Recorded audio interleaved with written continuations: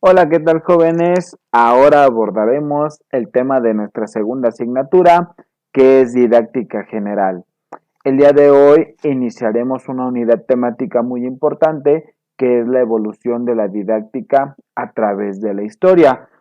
Vamos a tomar como referente a los griegos y vamos a terminar en las teorías de la didáctica que se van a establecer durante el siglo XX. Hoy nada más iniciaremos la etapa histórica de la didáctica con unos pequeños acontecimientos históricos y obviamente esta unidad temática es algo extensa y tardaremos un par de clases más en abordarla en su totalidad. Y bueno, iniciemos. El día de hoy vamos a abordar la evolución de la didáctica o la concepción de la didáctica dentro de los griegos, la época feudal, la reforma y la corriente humanista. Así que comencemos. Vamos a entender, antes de empezar a abordar esta unidad temática, es esta premisa. El contexto define al ser humano, no en su totalidad, pues nos definimos de dos maneras, en un aspecto interno, que es lo psicológico, que es lo que pasa dentro de mi mente, la creatividad, la inteligencia, sentimientos, emociones, pero también hay que considerar que algunos factores externos también pueden llegar a definir quién soy yo, y estos pueden ser desde los más simples, como la naturaleza, el clima, la flora, la fauna, hasta aquellos elementos que son un poco más complejos, como lo es mi familia, mi grupo de amigos, la religión, puede ser elementos culturales como las tradiciones, usos, costumbres, qué sé yo. Esto que está a nuestro alrededor define en gran parte cómo me desenvuelvo yo. Y el punto al que queremos llegar es entender que aunque los seres humanos somos similares, a lo largo de la historia esto se puede llegar a modificar porque los contextos se van modificando conforme pasa el tiempo. Es decir, el contexto de los griegos no es un contexto similar al de nosotros. El contexto durante la Edad Media no es igual al contexto en el que estamos nosotros, ni tampoco es igual al contexto del siglo de las luces, ni tampoco es igual al contexto durante la Ilustración, ni durante el siglo XIX, ni durante las guerras mundiales, ni durante la Revolución Rusa, ni durante la etapa de la Guerra Fría. ¿Para qué te explico esto? Para que entiendas que la didáctica y los procesos de enseñanza y aprendizaje también se van adecuando a estos contextos. En la clase pasada yo te comentaba que el proceso de enseñanza y aprendizaje y la misma educación responde a las necesidades que se tienen en ese momento y las necesidades a lo largo de la historia también han ido cambiando. Esto te tiene que ayudar a entender que la didáctica se ha visto de diferente manera o se ha interpretado de diferente manera en las diferentes secuencias históricas por las que ha pasado el ser humano, de tal manera que debemos comprender que si la didáctica tiene una perspectiva diferente en una cierta época, es porque simple y sencillamente está respondiendo a las necesidades y al contexto que se tienen en ese momento. Y obviamente las tenemos que comprender para poder interpretar la didáctica que hoy en día existe. Ese es el objetivo de esta unidad temática, conocer el pasado, las bases de la didáctica para poder interpretar la didáctica que hoy en día se utiliza en el presente y generar tendencias de hacia dónde se debe orientar la didáctica en un futuro. En esta unidad temática vamos a relacionar esos tres tiempos. El pasado de la didáctica para una interpretación del presente de la didáctica y empezar nosotros a razonar sobre futuras tendencias que puedan llevar en la didáctica del día de mañana. Ese es el punto medular de este tema y de esta presentación, aunque el contexto histórico de la didáctica nos va a llevar bastantes clases. Bueno, no tantas, nada más unas dos más. Entonces, vamos, aquí te digo lo mismo, vamos con lo primero que son los griegos. Se considera a los griegos o vamos a poner a los griegos como el principal antecedente porque obviamente es el lugar donde surge el conocimiento. gracias al desarrollo de la filosofía cerca del siglo III a.C. Aunque los griegos no son la única gran civilización que para estas instancias existe en el mundo. Ya se habían desarrollado las famosas, culturas madre, habían desarrollado las famosas culturas madre como China, como Egipto, como Mesopotamia, como Fenicia y obviamente la misma Grecia. Pero como en Grecia surge la filosofía, que es la piedra angular del conocimiento, es a la que vamos a tener como base. Como ahí surge el conocimiento, obviamente ahí también es donde surge la necesidad de empezar a transmitirlo. Y como ya hay una necesidad de transmitir ese conocimiento, se van a empezar a llevar los primeros procesos de enseñanza-aprendizaje. Aunque la filosofía tenía como objetivo el estudio de absolutamente todo, desde el origen del universo, el origen del hombre, desde la naturaleza, los fenómenos naturales, trataba de entenderlo todo, pero poco a poco se fue dividiendo en pequeñas ramificaciones. Y obviamente vamos a ver aquí los principales ejes didácticos que existen en el esplendor de Grecia. Por ejemplo, cuando Grecia llega a su punto máximo de desarrollo intelectual, los tres ejes temáticos principales van a ser los siguientes. El primero, la medicina, con el filósofo Hipócrates, donde básicamente ya se empieza una lucha en contra de la superstición. ¿Por qué?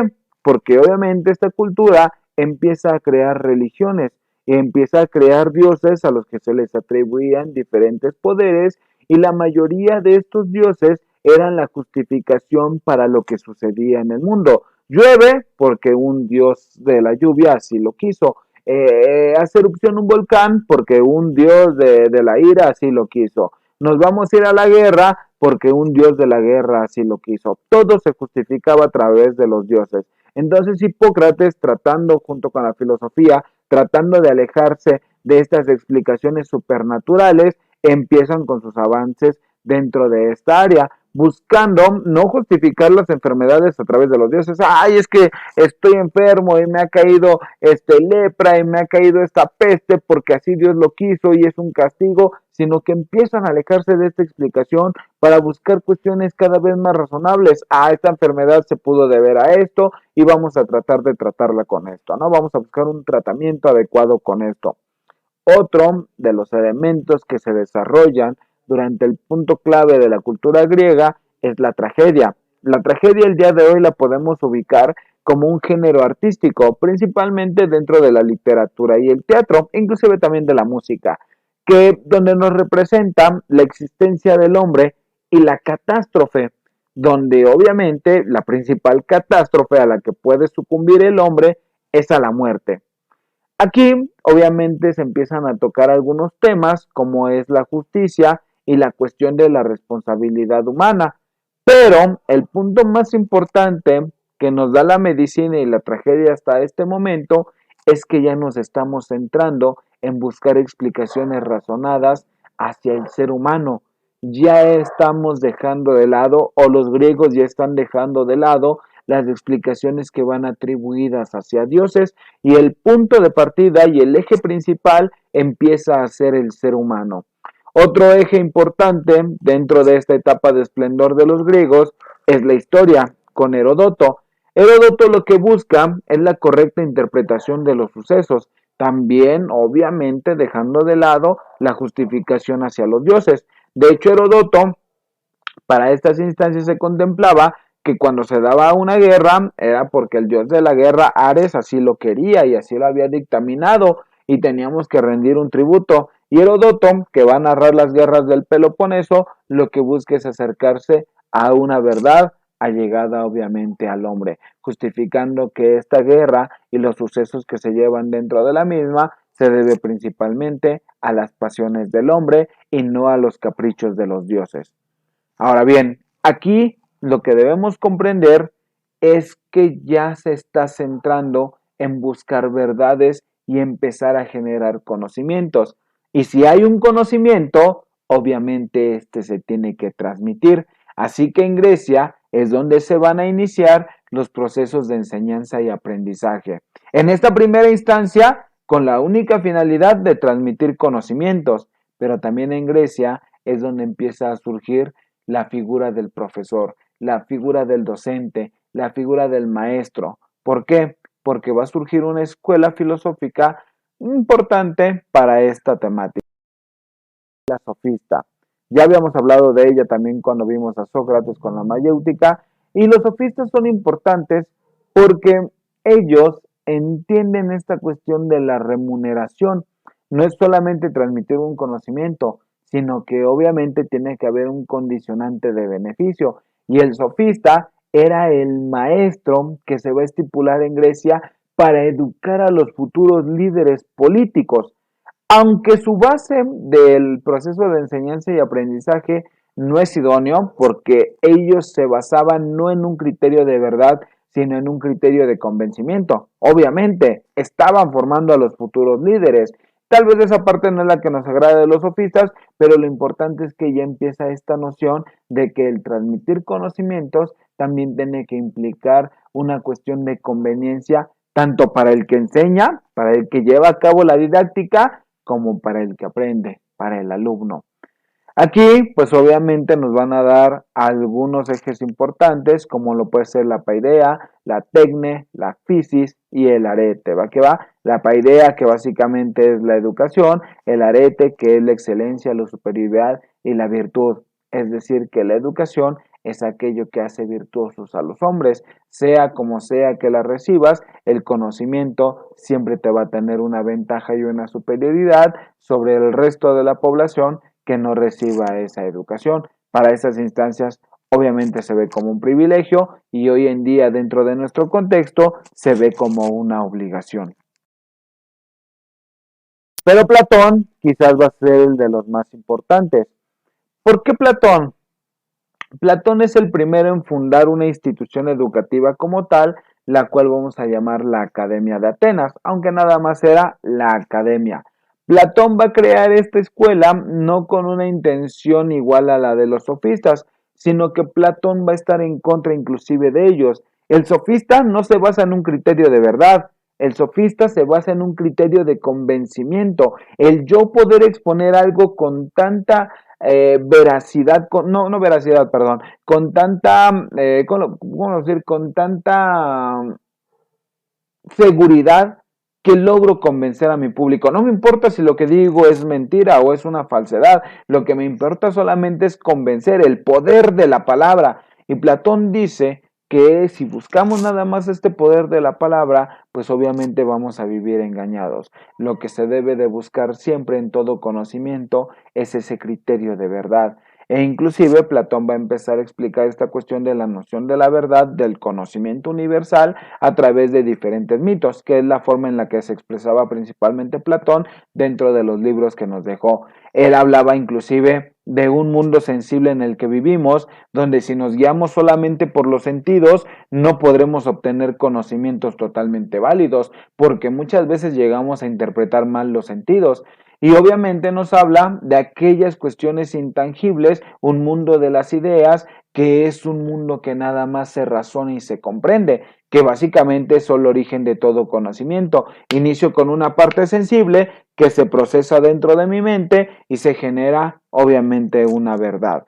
Entonces, esta verdad o este conocimiento superior lo empieza a explicar, por ejemplo, con el mito del alma humana, acerca de que nosotros vivíamos en una primera instancia en este mundo sensible, en este mundo de las ideas, cometimos por ahí un pequeño error, los dioses nos encarcelaron en cuerpos y nos mandaron al mundo sensible y entonces nosotros básicamente en el mundo de las ideas ya lo conocíamos todo y aquí solamente estamos recordando. La primicia de Platón era conocer es recordar, haciendo referencia a este mito del alma humana. El mito del carro alado, donde nos habla de un carruaje que representa al ser humano, que va guiado por dos caballos, uno blanco y uno negro. El caballo blanco es totalmente perfecto, que representa las virtudes del ser humano, y el caballo negro que es tosco, arisco, chaparro, y que representa obviamente los defectos. Nuestra cabeza es este carruaje. El caballo blanco son nuestras virtudes, el caballo negro son nuestros defectos, es la ignorancia como tal. Y quien va dirigiendo este carruaje es lo que llamamos como conciencia, es a lo que llamamos como razón. Y esta razón obviamente trataba siempre de mantener un equilibrio, aunque la idea es siempre que el caballo blanco vaya guiando nuestro carruaje, nuestro carro alado. El mito de Eros, Eros básicamente se puede entender como el Eros platónico, el amor platónico, que no significa que estás enamorado de un imposible, ¿eh? El Eros platónico básicamente es el amor a la sabiduría, el tratar de conocer más.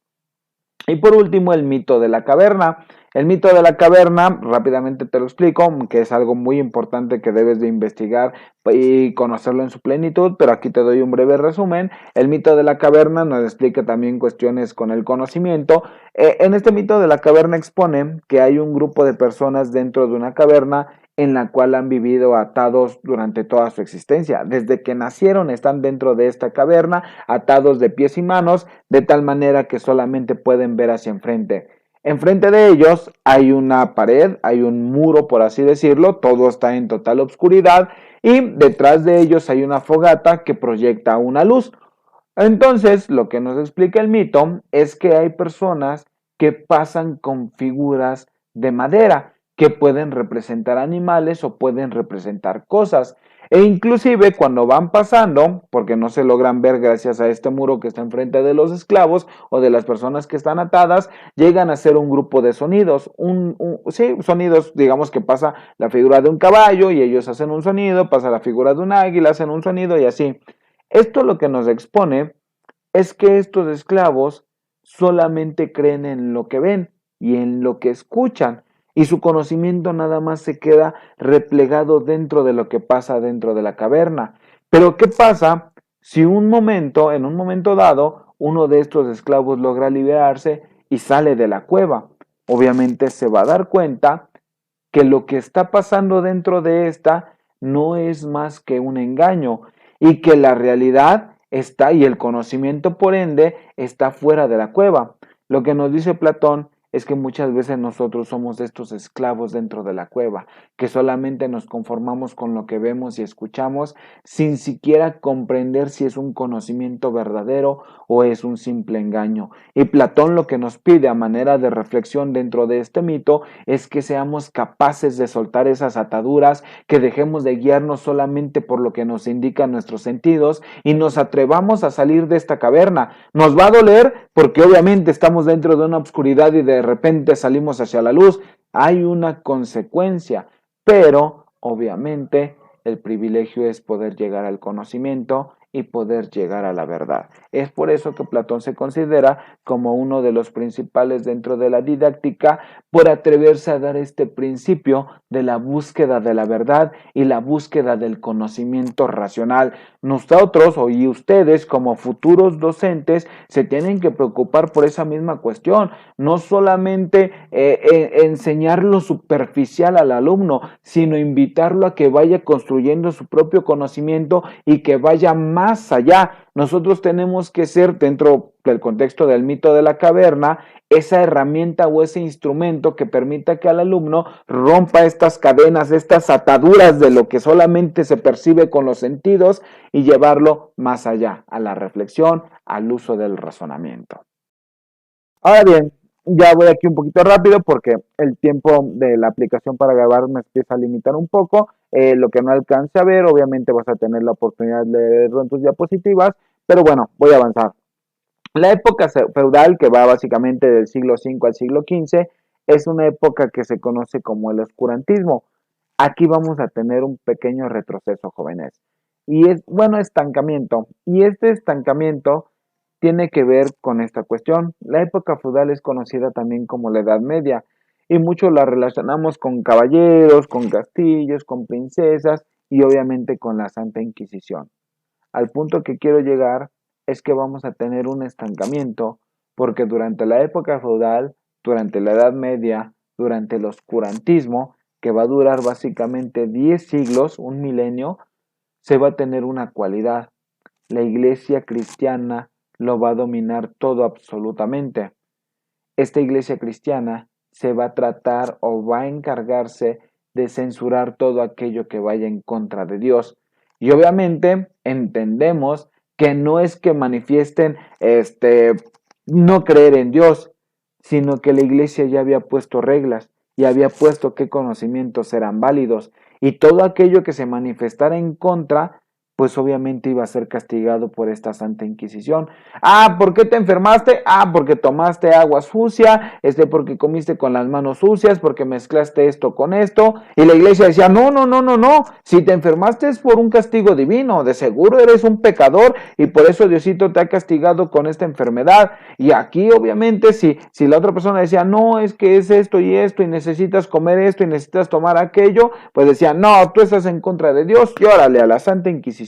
Entonces va a haber un estancamiento para la mayoría de las ciencias experimentales, para la medicina, para la física, para la química, para las matemáticas, que buscaban explicaciones razonadas, pero la iglesia decía no. Todo es mandato divino. Entonces vamos a tener un estancamiento terrible durante estos 10 siglos y por eso precisamente se le llama oscurantismo. La ciencia se tiene que ocultar en la oscuridad para evitar ser eliminada. Las únicas autoridades de conocimiento eran la Biblia y los filósofos clásicos, Sócrates, Platón y Aristóteles, que obviamente hablan de Dios, pero nada más hablan de él como un ente superior. No le ponen nombre, ni le ponen religión, ni nada por el estilo. Y todas las ciencias tienen un estancamiento.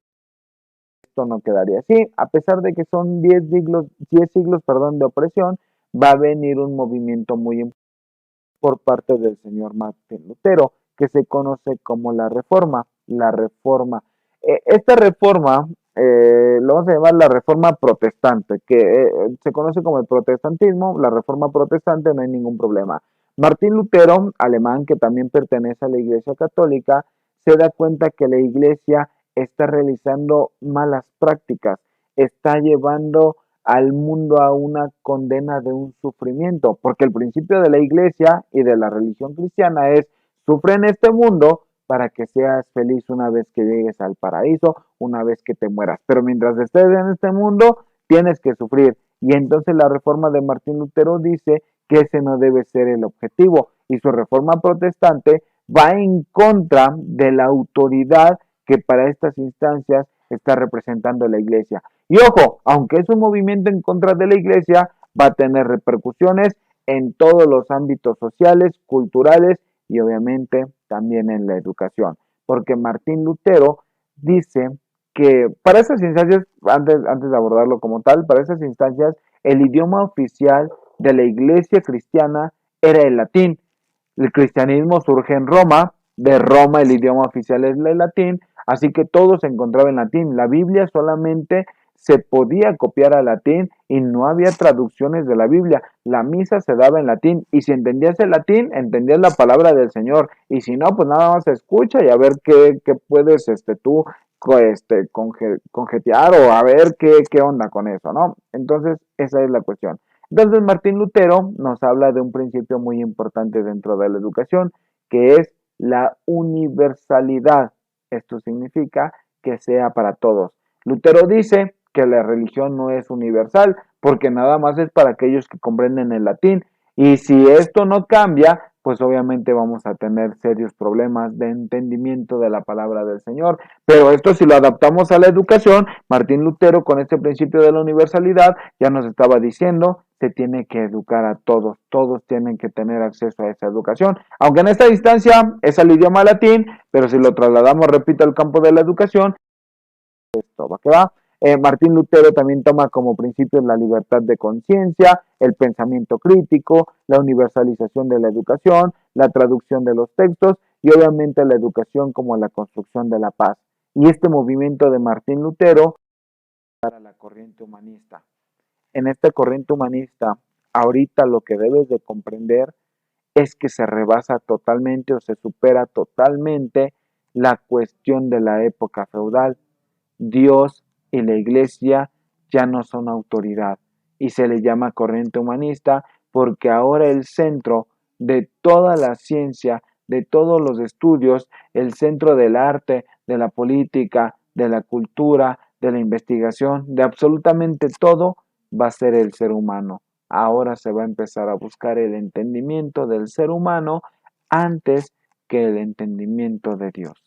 Y bueno chicos, con esto termino. Fui un poco rápido por la cuestión de la aplicación que estoy manejando, pero bueno, la actividad se la pasaré a la jefa de grupo para que te indique qué es lo que tienes que realizar. En la siguiente clase resolvemos dudas, quejas y sugerencias. Si es que no alcanzaste a entender bien este tema, también te voy a enviar las diapositivas para que las leas y te pueda servir de apoyo. Y nos vemos en la siguiente clase sin falta. Muchas gracias, jóvenes.